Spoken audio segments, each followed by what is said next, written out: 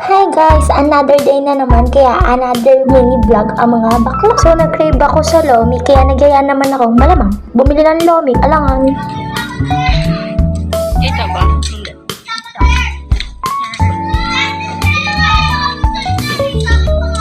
Nagkikrave daw sa lobby. Buntis na ako guys.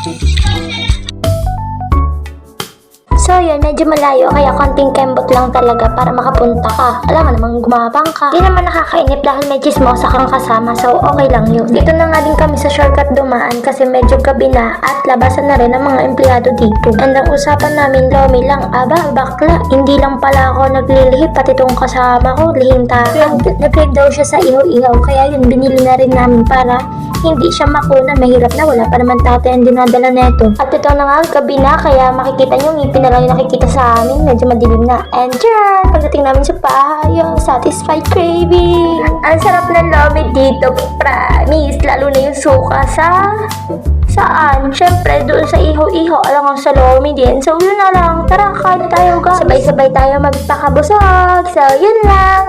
Bye-bye, I love you.